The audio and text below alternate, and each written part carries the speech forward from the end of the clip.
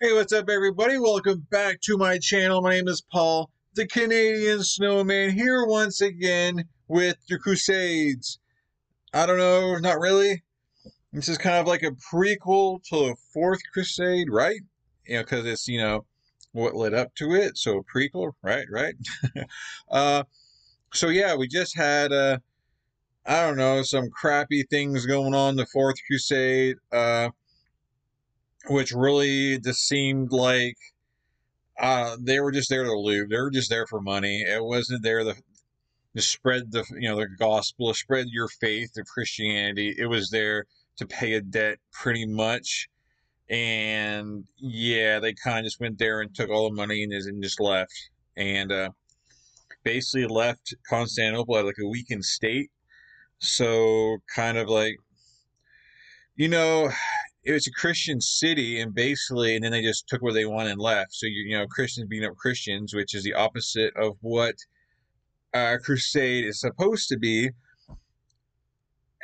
And you kind of basically leave Constantinople weakened and open for an attack from the Muslims to kind of take it, right? Because it's very weakened. And I think that's trying to remember. Is that part of why that leads up to maybe it falling later on? Is that part of it? I don't know. But anyways, yeah, it was basically an S show, and I don't know if I can swear on here on YouTube or then yeah. But anyways, anyway, where was I at? I lost my train of thought. So this is yeah, the prequel, what led to the sack. So I guess this is how who is it? It was who was the one that needed the money? Yeah, he needed the ships. He built a lot of ships for the crusade, but nobody wanted to go on his ship. Not enough people showed up to go on his crusade, and so basically he needed to pay the money back for the ships, and that's what kind of led to it. So yeah, fall of Komnenos. I don't know how to pronounce that. I don't even know what that means. I don't know where that's at. I don't know much at all. So yeah, are we about to jump into this video? I think we are. Before we do, please hit that like and subscribe below, guys. Please and thank you.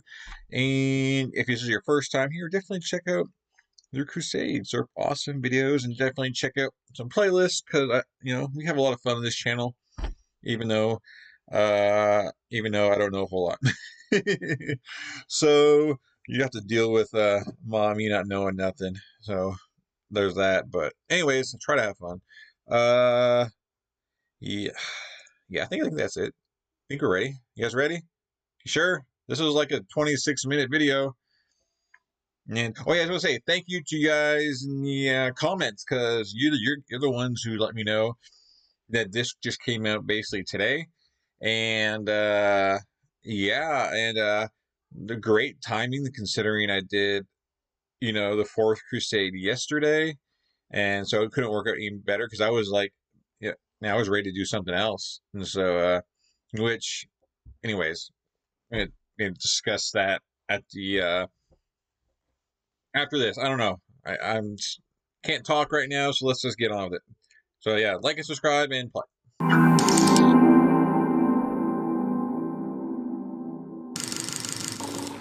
The stupendous number of rebellions and civil wars that took place within and against the Eastern Roman Empire is now a meme known to any fan of history. But no. Yeah, the Eastern Roman Empire is the actual like empire from like 100 100, or basically the one from that Caesar, from the Republic and whatnot, all that stuff. And the Holy Roman Empire is just, they just kind of copy the name to make themselves look awesome, pretty much. The Holy Roman Empire just makes them sound better instead of just saying Holy Empire, I guess. But anyways, yeah, there's two separate things, and yeah. And then basically you're gonna screw Constantinople and make the regular Roman Empire, the Eastern Roman Empire. You're gonna weaken that one. Come on, guys, get your act together, Crusaders. That's not the Crusaders' fault. they're there to fight for. It's the ones in charge who were greedy. But anyways, I'm getting off track here. Getting off track here, guys. We got to get back to business. The Eastern Roman Empire is now a meme known to any fan of history, but no other period featured as many of them as the late 11th to first half of the 12th centuries. The Byzantines, surrounded by enemies on all sides, suffered constant attacks, and this period affected a profound change in the region that... Yeah, it was the Byzantines, right, are the ones that, like the leader of the Byzantine, are the ones that needed the money and went to use crusades as an excuse to go sack them, right? Yeah. Learning as I go. Constant attacks, and this period affected a profound change in the region that reverberated throughout the centuries. Byzantines, Crusaders, Hungarians, Bulgarians, Serbians, Seljuks, Normans, Cumans, and others entered shaky, ever-shifting alliances and fought an all-out war. Welcome to our series on the events in Anatolia and the Balkans in the late 11th and 12th century, bookmarked by 2 Byzantine restorations. In this episode, we will set the stage with the beginning of the reign of the Angelos dynasty in the Eastern Roman Empire and the rise of the Second Bulgarian Tsardom. Shout out to Bespoke Post for sponsoring this video and thus supporting our channel. Bespoke is the destination me/Kings first Komnenos. Okay, so I have no idea what they're talking about. But anyways, I'm sure I'll find out. The Komnenian Restoration, rules 20 at checkout. There we go. Okay. The Komnenian Restoration that started in 1081 by Alexios I Komnenos provided a devastated Eastern Roman Empire, still reeling from the defeat at Manzikert, the reforms it needed to survive. 3 emperors of this dynasty, who ruled for a century, changed the course of history, leading to a cultural, military and territorial expansion, as well as opening the gates for the Crusades that would ultimately undo all of their progress. Alexios I and his son, John II, knew that one of the most necessary and radical changes was the replacement of the theme system, which, while effective, was extremely expensive to upkeep. The solution to this problem was a new system that was much more feudal and centralized, giving power to the royal family. Only the emperor could hand out the titles required for one to become a landowner, pronoi, who then had to supply Constantinople with taxes and manpower. In a very short span, the local aristocracy declined in favor of the extended royal family, which received most of the titles and land. The competition was fierce, and the entire system relied on a capable ruler who could rein in his family, with the result being a cheaper, smaller army that was easier to control. On the economic front, the debased currency of the empire, solidus, was replaced with a gold coinage of higher fineness, commonly called the hyperprion. The empire experienced a revival in mosaic art, built many new churches and fortifications, and annually hosted fairs and jousting tournaments.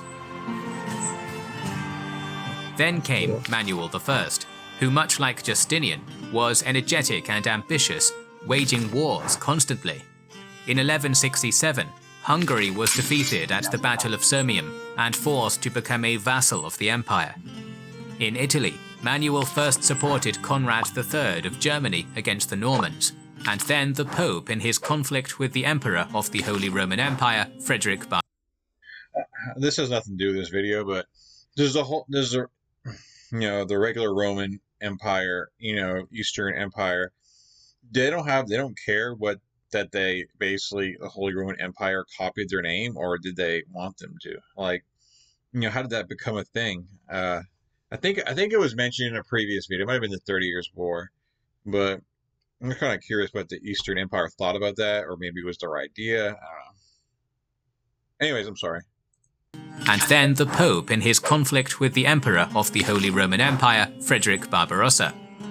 He also fought wars against the Seljuks, pushing all the way to their capital of Iconium. Although largely successful, his wars drained the treasury in return for small gains, and created many enemies abroad and at home. Manuel placated the merchant republics of Venice, Genoa, Almaty and Pisa, giving them extensive privileges in return for naval and political support. The rich trade republics bought their way into power, built large estates, and treated the local populace as second-class citizens, which aggravated the denizens of Constantinople, who despised the Latins. When Manuel died in 1180, he was succeeded by his 11-year-old son, Alexius II, but in reality, his Latin mother, Maria, the daughter of the Crusader Prince of Antioch, Raymond of Poitiers, ruled as regent. Right away, she betrothed her son to the 10-year-old daughter of Louis VII, Agnes of France, and even gave more privileges to the Latin merchants, as the empire was now being attacked by Bela III of Hungary in the west and the Seljuk Turks in the east. Maria turned to her unlikely allies, the Pope and Saladin, but by that time it was too late. Maria Komnene, the emperor's half-sister, and her husband John were worried that Maria would continue her husband's pro-Latin policies, and they were the ones asking Hungary to attack. In 1182, they invited the exiled rebellious cousin of Manuel, Andronikos, to the capital. The latter sent his guards through the gates of Constantinople and urged the citizens to take justice into their own hands.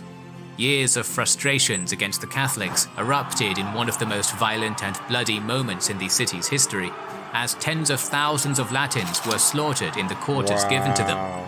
The mob even cut off the head of the papal legate, Cardinal John. The 4,000 Westerners who barely survived the carnage were sold off to the Seljuks as slaves. Wow. Andronikos quickly turned on Maria Komnene and her husband, poisoning them. The usurper then forced the 13-year-old Alexius to sign the execution of his mother and proclaim him as co-emperor in front of the city crowd. Afterwards, Alexius was strangled, and the 65-year-old Andronikos married his betrothed Agnes of France, who was just 12. What? The new emperor wanted to undo the reforms of his predecessors, which were somewhat justified as they had now spiraled out of control. And I was gonna say, man, it's amazing. Like, you always think of like family, man, as, you know, you got each other's back and stuff. In this case, man, it's like, I guess power just goes to your head, man. And man, it's a disaster. I mean, people stabbing each other in the back, killing each other for power, man. It's, whew. Jeez, man. Their whole family got like slaughtered. Which were somewhat justified as they had now spiraled out of control and led to an unprecedented level of corruption. Andronikos forbade the sale of offices. I was going to say something about marrying a 12-year-old, but, you know, I know how things are different back then. You know, how, you know, that kind of thing was a lot different back then, you know, so I'm not going to just not really comment on it because it is what it is back then, right? So I'm sure that was a normal thing. Precedented level of corruption. Andronikos forbade the sale of offices, appointed new and fair tax collectors, brutally punished corrupted officials, and reconciled with the Venetians, restoring trade relations disrupted by the killing of the Latins in 1182. That's awesome. While the people in the provinces enjoyed these new changes, the aristocracy and the populace of Constantinople, who were subjected to this new tyrannical government, quickly began conspiring against him. The city and the province of Philadelphia rebelled, but was then crushed, while Cyprus and Serbia made their own attempts to break off, which were successful. Srem, Zara. Yeah, I was waiting for that because if I remember correctly, when we did the Crusade, you know, the Fourth Crusade, I was thinking the Eastern, you know, Roman Empire, like, wasn't that big. You know, I was like, something's going to give here because it didn't look like there was that as much land as there is here in the Fourth Crusade. So here's some kind of uprising had to happen, right? Which were successful. Srem, Zara, Zemun, Belgrade, Branicevo, Nis, and Serdica were all seized by the joint Serbian-Hungarian army of Bela III and Stefan Nemanja with little to no resistance, and Regisa, which was previously the vassal of Constantinople, was forced to pledge allegiance to the Norman King of Sicily, William II. All of this happened in 4 separate campaigns, none of which saw a single pitched battle. The Byzantine army was paralyzed and in disarray. That same Norman king led an invasion against the Eastern Roman Empire on both land and sea, at the head of a massive army alongside a pretender who claimed to be Alexius II. He first conquered Dyrrhachium and the Ionian Islands in June of 1185, and then marched on the Egnatia road to Thessaloniki claims to be. I'm curious, like, how easy or hard was it to forge papers, or because I mean, like, maybe if you like basically kill someone, just say there's a queen or prince or whatever, and then you kind of ambush them and take all their stuff, and just say you kind of dress like them and get their papers, and then just act like you're them, go to and then just say you're them,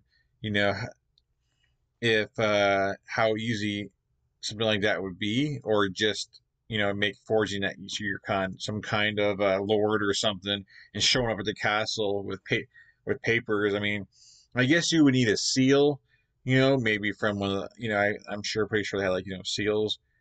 So I'm pretty sure you probably need one from someone that's well known, but I'm sure something like that might be able to be forged.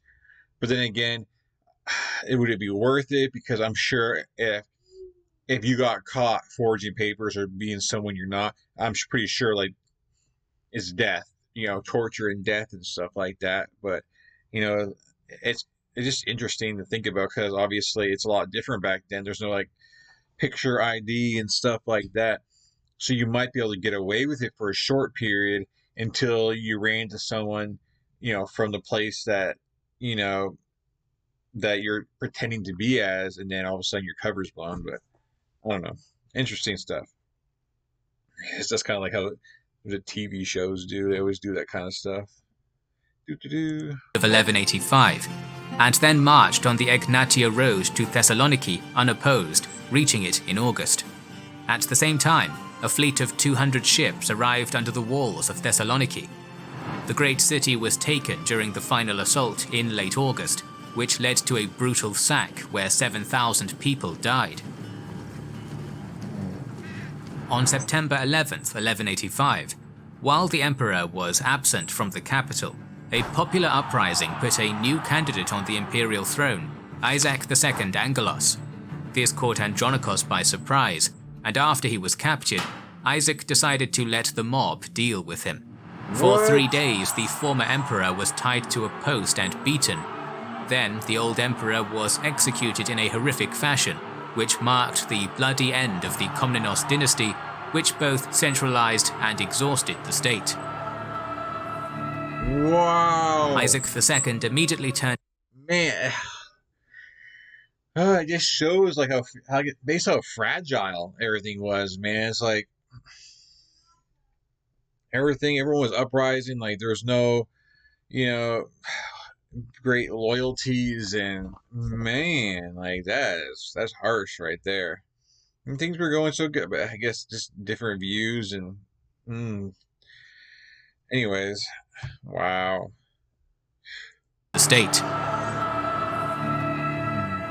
Isaac II immediately turned his attention to the west and launched a campaign against the Norman invaders. A momentous event happened sometime during the campaign, as while the emperor was at camp, he granted audience to 2 brothers whose names were Asen and Theodore, who offered their help against the Normans in return for autonomy over territory in the Haemus Mountains. In response, the emperor's uncle, John Ducas, commanded a eunuch to slap the more insolent of the 2 in front of the emperor and sent them on their way back north. Wow.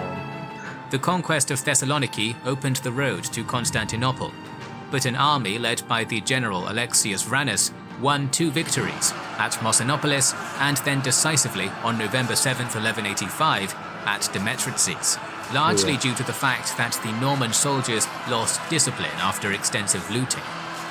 Despite the fact that the Byzantines defeated the Norman land forces and retook most of the territory lost, the Norman navy continued to wreak havoc in the eastern Mediterranean and crushed a force sent by Isaac II to retake Cyprus. While Byzantium was busy with rebels and invaders from all sides, the two brothers, previously insulted by the emperor's servant, rebelled against the crown in one of history's most elaborate propaganda campaigns. The region of the Haemus Mountains, centered around the well-defended fortress of Tarnovo, was a multi-ethnic area with a mixed population made out of Bulgarians, Vlachs, Cumans and Pechenegs, as well as other semi-nomadic people driven out from the steppe. The brothers were most likely Vlachs, but to build a state, they tapped into Bulgarian heritage and culture. I mean, they were slapped. I mean, they're trying to help them make a deal with them, and I guess instead of saying no or, man, we'll discuss this afterwards, you know, they got slapped in the face. So, man, obviously, you know, they were trying to find some reason to rise against you and make your life, you know, like crap. So, I mean, I can't really blame them when you've been disrespected like that, right? So, I knew as soon as they slapped him, they went on their way. I was like, yeah, I knew something was coming down the line. I knew something, but anyways, yeah, let's see how this plays out. Vlachs, but to build a state, they tapped into Bulgarian heritage and culture, which not only endured, but flourished during 167 years of Byzantine control. Up to this point, the rich cattle herders of these lands were not directly involved in any conflict and remained loyal to Constantinople. To spread the flames of rebellion, the brothers rebranded themselves in the image of the great Bulgarian Tsars, changing their names from Theodore and Asen to Peter and Ivan Asen, with Peter crowning himself with a golden wreath, wearing red boots and claiming the throne for himself. Next, they took advantage of the recent sack of Thessaloniki, telling their supporters that the patron saint of the city, Saint Demetrius, had abandoned it and bestowed his blessing upon Tarnovo instead. One of his icons taken by the Normans made its way to the city and was placed in a hastily built wooden church. Peter and Asen declared their rebellion on his feast day of October 26, 1185, which was an important date in the calendar of all Orthodox Christians in the Balkans. Finally, they brought in soothsayers, who were people suffering from epilepsy but regarded as prophets, who told tales that additionally inspired people to rise up in rebellion. As the propaganda campaign was picking up speed, Isaac II levied a new tax that fell heavily on the people of the region, especially on the coastal cities of Varna and Angelos, to pay for the wedding to the Hungarian princess, which was part of the terms of the peace he concluded with Bela III in order to secure the West. Bulgarian minor nobles. You already got an uprising, now you want them to pay you money. That's like, you're not really making things any easier on yourself, and all for a wedding. So I say, okay. With Bela III in order to secure the West. Bulgarian minor nobles, the boyars, were already aggravated due to losing their positions to the Byzantine aristocrats, and this tax pushed them to defect to the rebel cause. However, the rebellion lacked the means to take many of the nearby fortresses, including the old Bulgarian capital of Preslav, and quickly turned to raiding Thrace and gathering more support.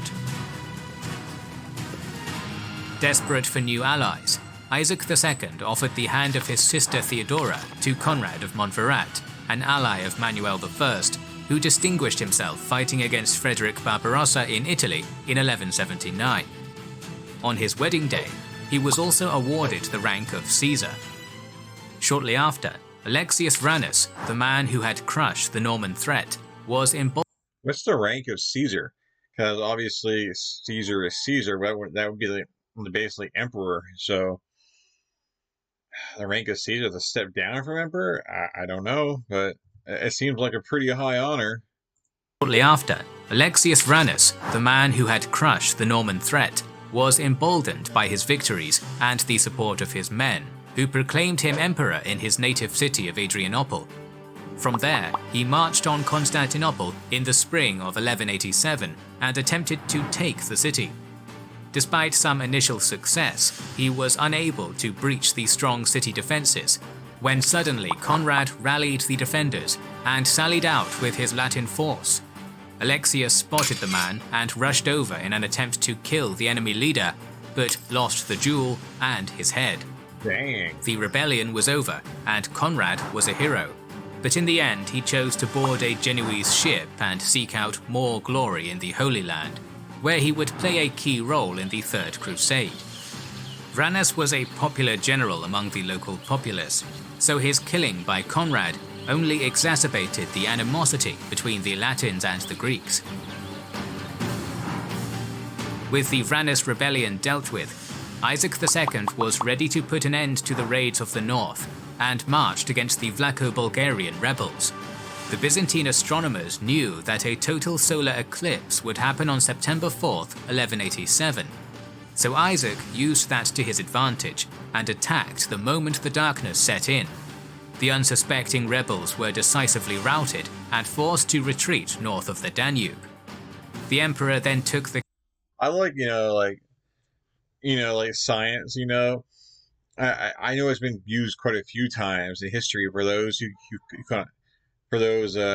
follow that, use that as a way for the sign of the gods. Oh my God, if they say, well, I'm gonna make sure there's like the blood moon. I'm gonna make sure there's I think it was one of the sieges on Constantinople. To be honest, trying to remember. Yeah, they used that as, well, in a few days we're gonna attack you under the whatever, blah blah blah, and the people, I think, in the city were like, oh my God, they're right, whatever. I forget which I believe it was over Constantinople. I'm sorry, I do a lot of these. I get a lot of stuff mixed up. I'm sorry, but yeah. But anyways, yeah, people use astrology and that kind of stuff as a way to get an advantage and kind of scare their opponent. Routed and forced to retreat north of the Danube. The emperor then took the capital with ease, taking Asen's wife Helen and brother Kalyan hostage, as well as recovering the icon of the patron saint. He then moved his army west to besiege Lovek, but this siege failed after 3 months. Despite the fact that the campaign was a military and symbolic victory, Angelos failed to capitalize on it since he left no garrison in Tarnovo, which the brothers quickly recovered with the help of their new Cuman allies. This forced Isaac to sign a peace treaty that recognized the establishment of the Second Bulgarian Tsardom, but the hostilities were far from over. The emperor took this time to uphold the promises of his predecessor towards the Venetians, and even expanded their rights in return for their obedience. The Doge was named the most loyal servant of the emperor, the Venetians regarded as Romans, and forced to aid the empire when called upon, in return for paying no tariffs when trading in all of its ports. 2 years later, in 1189, the Venetian quarter was expanded by incorporating the smaller French and German quarters in the city in a treaty that named the trade ports Venice had free access to, one that would become the foundation of the partition of the Eastern Roman Empire 15 years later. On October 2nd, 1187, Saladin took over Jerusalem, which triggered the Third Crusade. Isaac II made an alliance with him to counterbalance Frederick Barbarossa, whose budding diplomacy with the Seljuk Turks was worrisome. After gathering at the initial starting point of Regensburg, the Crusaders passed Hungarian and Serbian lands, where they were treated with hospitality, and the Serbian ruler Stefan Nemanja proposed a coalition against Isaac along with the new Bulgarian state, who Serbia initially assisted. Frederick refused and sent envoys to Isaac. Unfortunately, the emperor was fighting against another pretender to the throne, Theodore Mankiphas of Philadelphia, and his courtiers didn't think of anything better than taking the envoys hostage, which started a limited war between the Holy Roman and Eastern Roman empires. Wow. The Crusader journey in Byzantine lands was a series of hit-and-run attacks on their baggage train by Cuman, Vlach, Bulgarian, Serbian and Greek detachments. When captured, many admitted that they were acting on the orders of the emperor. Mountain passes were blockaded, and the cities of Serdica and Philippopolis were found evacuated with their defences torn down. Meanwhile, Peter and Asen also sent a proposal to Barbarossa pledging their support and fealty if he would attack their common enemy. An offer that Frederick seriously considered as he wintered at Adrianople for 3 months. From there he wrote to his son to gather a fleet of ships to aid in the capture of Constantinople, but that plan never panned out. In February of 1190, the Crusaders clashed with a Vlacho-Cuman mercenary company hired by Byzantium and soundly defeated them near Arcadiopolis. Shortly after this defeat, Isaac II sent terms and concluded a treaty allowing the Crusaders past the strait free of charge. That same year, the Crusaders and the Seljuks of Rum would collide at the Battle of Iconium. Barbarossa was victorious and continued towards the Holy Land, which meant that neither him nor the Seljuks would trouble Isaac for the time being. Taking advantage of the absence of any Byzantine army, the Serbians sacked Skopje and occupied the region between Branicevo and Nis, but Isaac decided to deal with the fledgling Bulgarian state first. A major expedition was launched in July 1190, landing in Mesembria and heading straight to Preslav and Tarnovo, while enduring the typical guerrilla tactics employed by the locals. While preparing to capture Strinavos, a spy sent from Ivan Asen convinced Isaac II that a new Cuman wave was south of the Danube, ready to cut him off. The emperor decided to move through the narrow Tryavna pass to avoid being stuck between two forces. The giant baggage train stretched for kilometers, and the army was divided into 3 groups. The vanguard, commanded by the emperor's cousin, Manuel Kametsis, and by his son-in-law, the Sebastocrator. Man, this has disaster written all over it. Oh, wait, look. You see the red guys in the bushes here? They're already, you see them in the bushes. Oh, man, they're going to get slaughtered. Woo! Commanded by the emperor's cousin, Manuel Kametsis, and by his son-in-law, the Sebastocrator, Isaac Komnenos. The main body of the army, under the command of the emperor and his brother, the Sebastocrator Alexius Angelos, and the rearguard, commanded by the emperor's uncle, John Ducas, the man who slapped Asen in the face. Knowing exactly when and where the enemy would be, Ivan Asen positioned his troops around the pass and allowed the vanguard to go through it, and then attacked the main corps under direct imperial command. Isaac could not deploy his troops. Once the battle ensued, the pinned Roman soldiers were showered with arrows and boulders from above. In order to get out alive, Isaac II's bodyguards had to cut through his own soldiers after he was injured and lost his helm. The Vlachs and the Bulgarians captured parts of the imperial treasury, including many religious relics. Wow. Upon learning about the attack, the rearguard used another pass, probably Shipka, through which John Ducas escaped. Yet another ambush that decimated the army and supplied the Bulgarians with weapons, armor, funds, morale, and above all, legitimacy. Wow, man, Isaac, he had to, man, his bodyguards had to basically slice through his own dudes to get him out of there, because I'm sure, the enemy was, Bulgaria was fixing, they wanted his head.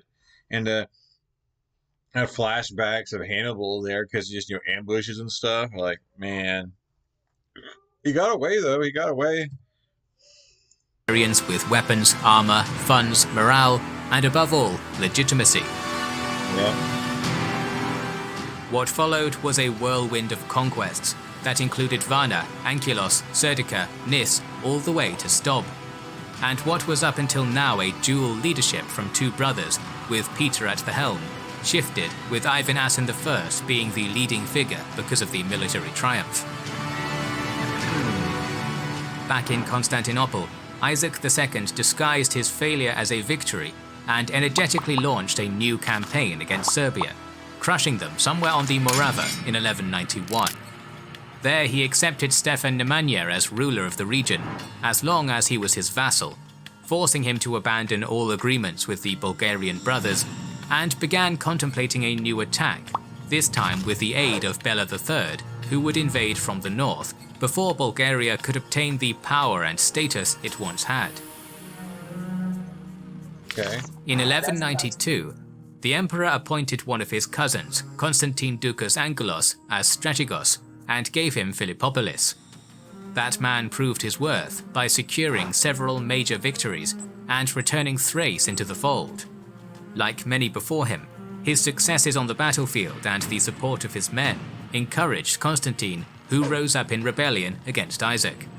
But when he wrote to his brother-in-law, who controlled Adrianople, to join his cause, he was refused, and the same supporters handed him over to the emperor, making his rebellion short-lived. Wow.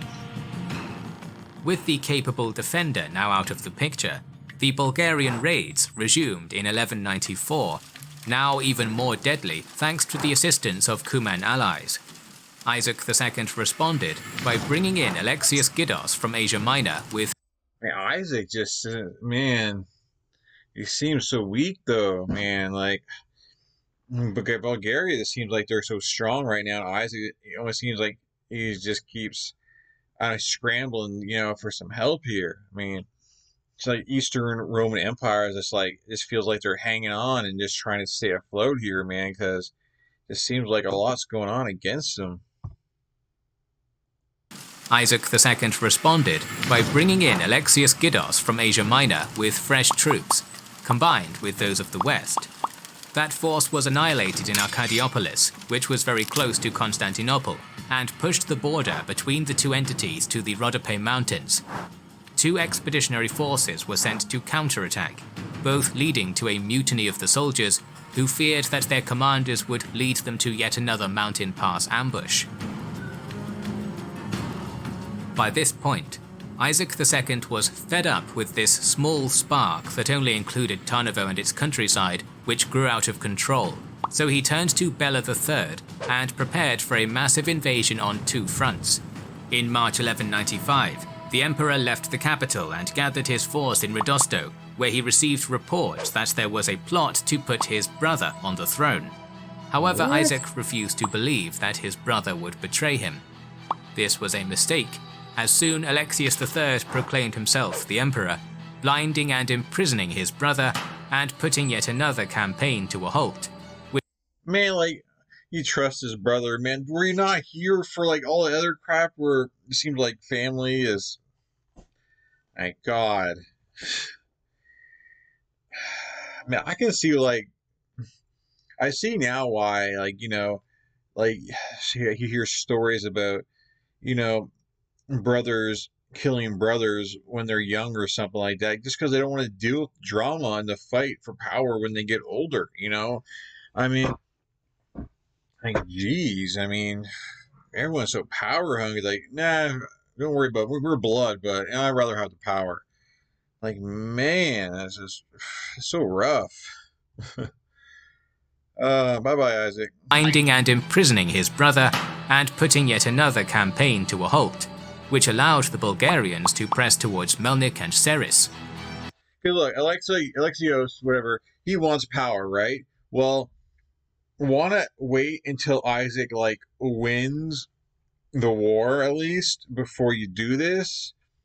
Because you're kind of just giving away your land, because he was trying to stop, Bulgaria from taking more land and stop them, and you basically just helped the Bulgaria out by killing your own brother or whatever. And now Ivan just has free reign to walk down. I mean, the decisions of these, I mean, I feel like you should wait till your brother wins and then kill him. I don't know. I guess he was worried about his brother having all his glory and not being able to take him down then. I don't know. But I don't know. I just don't know, man. Man, this is drama. Like, no wonder there's so many, like, movies about, back in the day. Because, man, like, you can get, like, any time period and find a good storyline for a movie or a TV series just because the drama, man. To a halt, which allowed the Bulgarians to press towards Melnik and Seris. Two new armies under two new commanders were sent against Bulgaria, both armies defeated and their commanders captured. However, what seemed to have been the greatest triumph of the new state quickly turned into a tragedy, as before the army reached Tarnovo, a Bulgarian noble killed Ivan Asen I. However, by that time, the Second Bulgarian Tsardom was firmly established and became a major player in the region. The constant internal and external wars, raids, and changes in leadership were actually the calm before the storm if we think about the events that followed them. That storm would soon strike Constantinople during the Fourth Crusade. Our series will continue soon, so make sure you are subscribed and have pressed the bell button. Well, yeah, it makes sense now, like why, Constantinople, the Eastern Roman Empire was so weak. I mean, there's so much like back and forth in power, and basically like a civil war in Bulgaria. I mean, they didn't have many troops to defend themselves there, and man, it just shows how fragile Eastern Roman Empire was, and they just couldn't get a leader in there. Basically, to puff his chest out and go, "This is how it's going to be," and have people scared of him. Everyone was backstabbing each other, and oh my God, the brother didn't beat him there. If the brother doesn't like kill him there at the end and take power, I think Constantinople is in a better place. But man, like some complicated stuff going. Like I'm sorry, I was quiet through a lot of that. I was just trying to follow it, to be honest, and because it was just a lot of information and back and forth and basic leadership in places. So I wanted to stay with it, and so there wasn't really a whole lot for me to stop and talk about. So I want to apologize because I don't want to force nothing, and I'm trying to follow it and everything. So apologize, if you guys think I was too quiet through that, but it is what it is, guys. Just trying to follow it and enjoy it, and there wasn't like big battles or anything. There was kind of just a lot of little back and forth kind of thing. You know what I'm saying? So hope you guys enjoyed this video. Hit the like and subscribe. Let me know down in the comments below what your thoughts are on this. And I said it's going to continue the series, but isn't the Crusades, like the Fourth Crusade, basically the one after this? So I don't know what it could possibly be another episode after this. I don't know. I'm sure you guys let me know when a new episode of something like this comes out in the from Kings and Generals, which is amazing. It's an amazing channel. I thank them so much for their content. And yeah, and I guess tomorrow we're on to different things, guys. Yeah, probably gonna do a bunch of like one-shot deals or two-shot deals, before I jump into like another series. It's kind of my thing, my thoughts right now. But anyways, guys, I hope you enjoy this video. I really appreciate you guys. You guys are amazing, and I love you guys. So yeah, I'll catch you guys tomorrow. Which I don't know what I'm gonna do, so I'm not gonna say what I'm gonna do. I have an idea what I want to do, but yeah, we're gonna be jumping around probably. But anyways, guys, see you tomorrow. You guys have a great night, great day. Oh yeah, happy Mother's Day, everybody. It's Mother's Day today. I know when you get this, it won't be Mother's Day, but I hope you guys had an amazing day, and I hope you guys were very nice to your moms and all that good stuff. So anyways, guys, I love you guys. I'll catch you tomorrow. You guys are amazing, and yeah, peace.